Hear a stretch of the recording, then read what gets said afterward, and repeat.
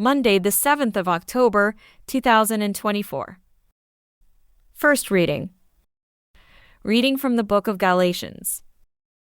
I am astonished at the promptness with which you have turned away from the one who called you and have decided to follow a different version of the good news. Not that there can be more than one good news. It is merely that some troublemakers among you want to change the good news of Christ.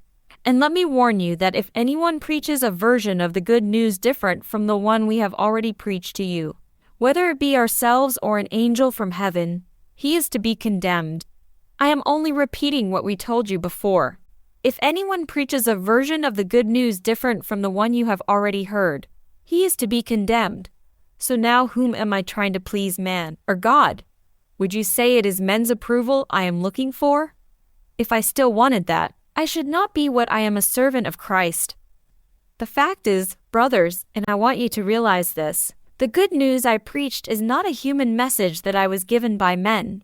It is something I learnt only through a revelation of Jesus Christ. Responsorial Psalm. The Lord keeps his covenant ever in mind. I will thank the Lord with all my heart in the meeting of the just and their assembly. Great are the works of the Lord, to be pondered by all who love them. The Lord keeps his covenant ever in mind. His works are justice and truth. His precepts are all of them sure, standing firm forever and ever. They are made in uprightness and truth. The Lord keeps his covenant ever in mind. He has sent deliverance to his people and established his covenant forever. Holy his name, to be feared. His praise shall last forever. The Lord keeps his covenant ever in mind. Gospel acclamation. Alleluia, alleluia. Your words are spirit, Lord, and they are life. You have the message of eternal life. Alleluia. Gospel. Reading from the book of Luke.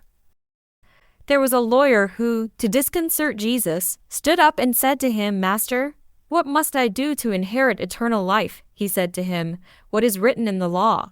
What do you read there? He replied, You must love the Lord your God with all your heart, with all your soul, with all your strength, and with all your mind, and your neighbor as yourself.